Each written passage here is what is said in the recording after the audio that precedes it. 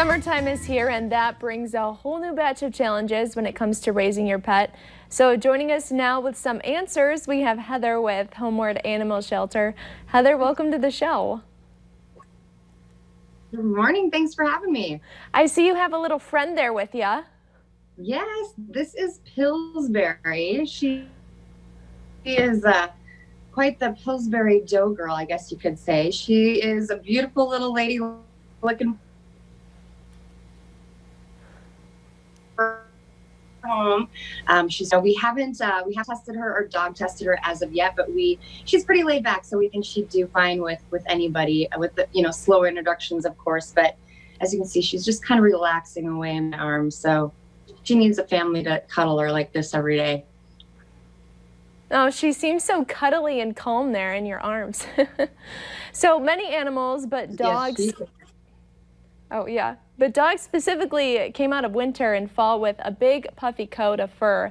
If viewers at home haven't trimmed down yet, how can you remind us how important this is? I'm losing you. I don't.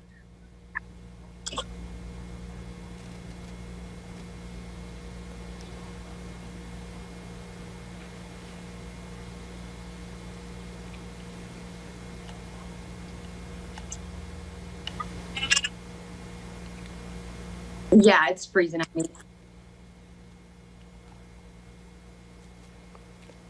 Looks like we might be having some technical difficulties here.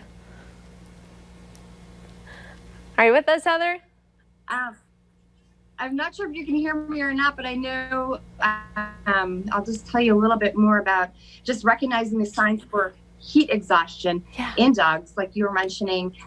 Just noticing if they get a thicker coat and other things that make them maybe more susceptible to heat exhaustion strokes.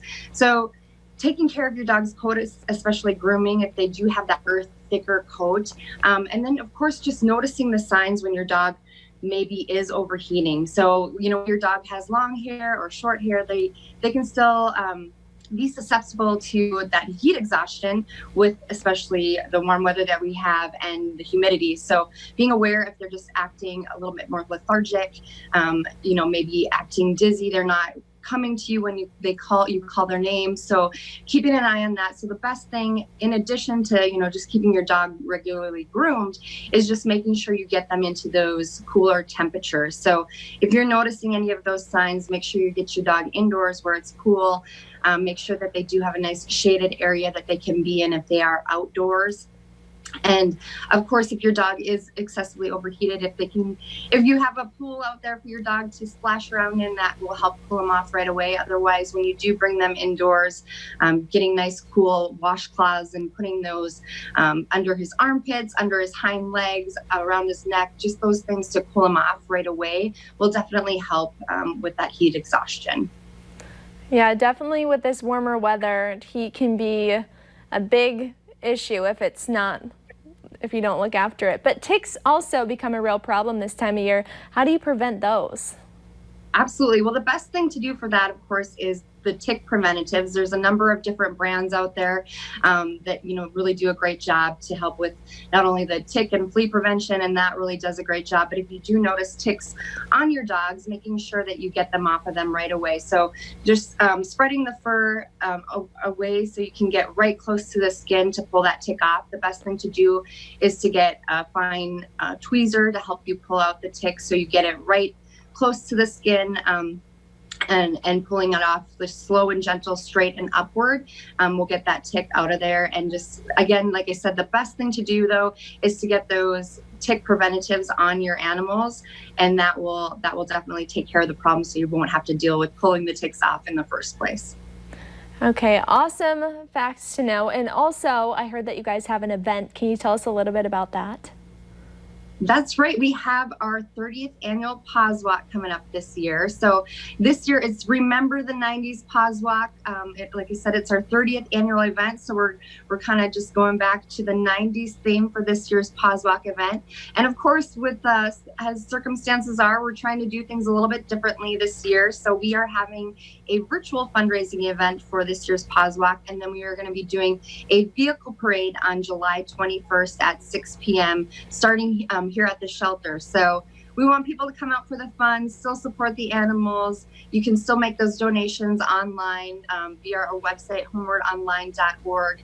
Even start your own fundraising pages for the Paws Walk to support the shelter animals.